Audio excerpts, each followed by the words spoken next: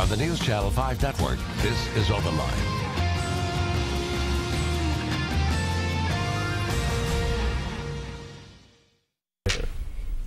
Hello everyone, welcome to OpenLine. My name is Chris Conte. I'm filling in for Rory Johnston tonight.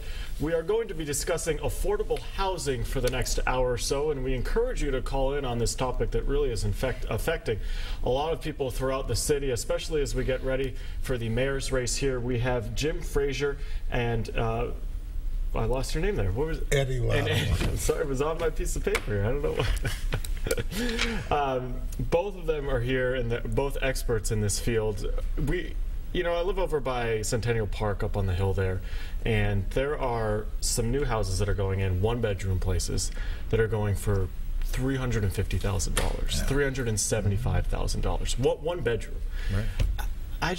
How is that sustainable? I mean, how does the city keep pace with that for the next 10, 15, 20 years? How do we keep going in that direction? Or can we? Well, part of the thing is if we're having this 30,000 people a year move into town, isn't that roughly? Yeah. 30,000. I mean, it's going to sustain itself because a lot of them, we're assuming, are coming into town with jobs and with income. A lot of people are moving into this town from cities like LA and New York, where they think our prices are affordable because of where they came from. So it's continuing to drive our local prices higher and higher.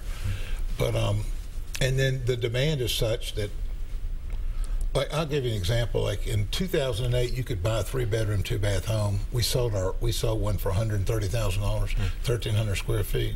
I can't buy the lot for $130,000 in most of those neighborhoods today. What does that say about where we are? I mean, a lot of people, I think, look at that and say, "Well, the city's booming, and it's great." But there's another side to all this. I mean, to when you can't buy a lot for $150,000. Yeah, that puts quite a bit of pressure on organizations that are trying to create and preserve affordable housing. Because if you don't have land that's priced at a point that makes it feasible to do it, that is part of creating the lack.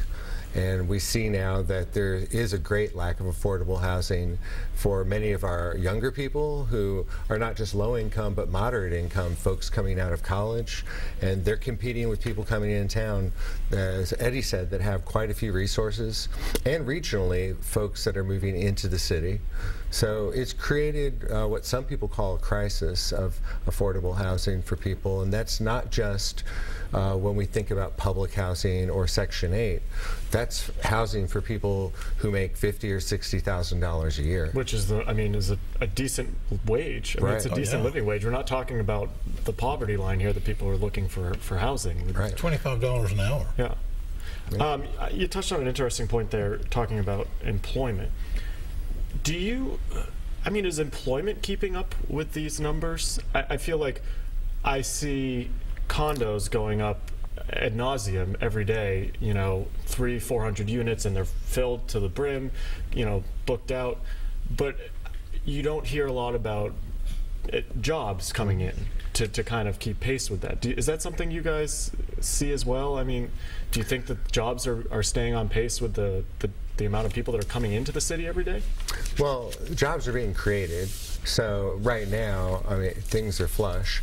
But a larger problem is that the incomes people are making who are low and moderate are not rising as the housing prices are. And an example is that between May last year and May this year, rental prices across Nashville went up an average of 10%, and in some areas, such as East Nashville and Lockland Springs or 12 South, prices for rentals have gone up 30% in 1 year. And the basic take-home message is that incomes aren't going to raise at that level. There's not even a possibility of that. So we have an issue of not only housing, but as you just said, incomes. And how do we get those to match a little bit better? And one thing, too, as I'd point out, is in the census of 2000 shows the poverty levels to be somewhat normal. But in 2013, the Census Bureau, our poverty census tracts doubled. and yet our income, because that was because during the crash and the recession, incomes froze if they even had an income, and a lot of people were working at Dell, and now they're at Walmart, so they do have incomes and jobs, but they're not as much. So what's really strange is that our poverty has doubled while our housing prices have come close to doubling as well. Well, and you talk about the rental market too.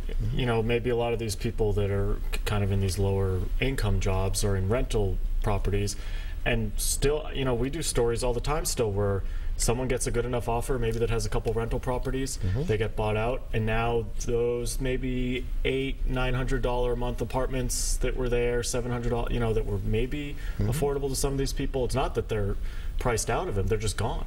I mean, just completely disappeared and don't exist anymore. Yeah, that's happening all the time. I'll give you an example. In 2012, we pulled 600, right over 600 demo permits. And in last year, they pulled over almost right under 1,000. It's about a 370 swing. And we know that some of those demos were in Green Hills because of all the commotion over the 2-for-1s, but a lot of those were in the historical lower income census tracts like the Nations, Cleveland Park, and other neighborhoods where they would go in and they would tear down an affordable home and put up $200,000-350,000 homes.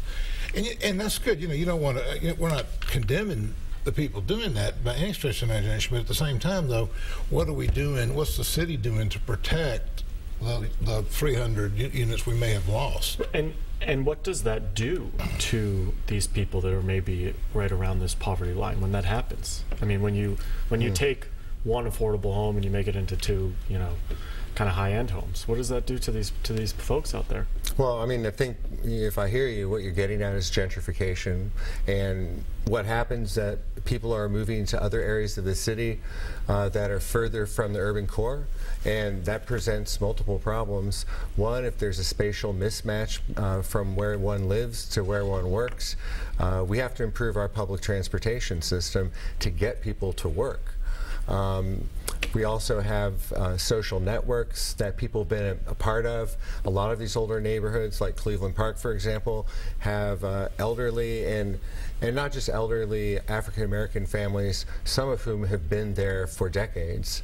And the shifting landscape of the neighborhood, because of the changes you're talking about, the folks selling properties and then the rebuilds at a price point that's not obtainable for many people that are currently living in the neighborhood, means that eventually, if you're renting, you are going to get priced out, and you're going to move to places in South Nashville. For example, Antioch has received quite a few people, and you're going to see people moving out probably to the first-ring suburbs, and we see poverty moving out that direction in multiple cities across the country. So this isn't just Nashville. Yeah. We do have, I believe we have a couple of calls. Of course, if you do want to join in on the conversation, the number is 615-737-PLUS. It's 615-737-7587. And I believe our first caller on the line here is Jim. See what Jim has to say. Jim, can you hear us? Yes. Go ahead. You're on with Chris and Eddie and Jim here. Okay. I was going to ask Chris a question. After you turn 65 and you get elderly and you don't know whether to buy medicine or whatever, or make a house note, and that's my question, and I can't afford both of them.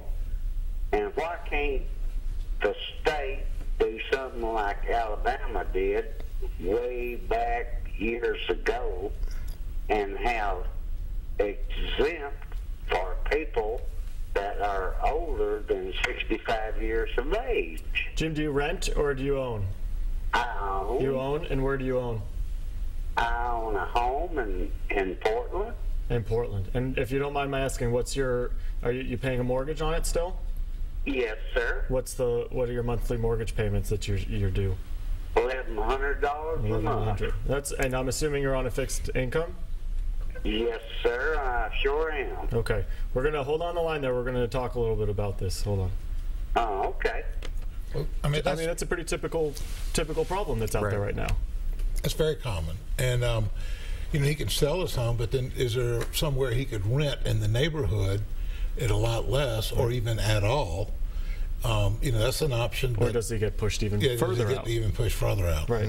And which for someone that age, you know, then getting to downtown or grocery store, you know, just the needs of daily life is even harder when you're getting pushed even further away from, I mean, you know, Portland is still pretty far away. What's unfortunate is his story is more and more common all the time with people who either lose their home because it was sold or they can't keep it up. But choosing a house note in medicine is becoming a bigger and bigger social problem. Yeah.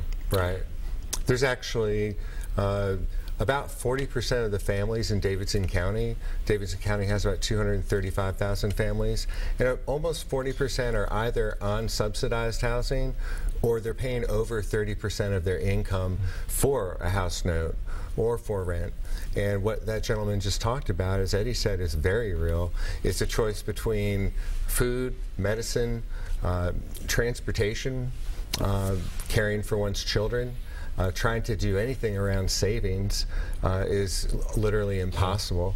It's a tough choice. Yeah. We have a lot of people that are on the line. Obviously, this topic has hit a nerve with a lot of folks here. We do have to take a quick break, but if you do want to join us on the conversation here, 617-737-PLUS, and we will be right back.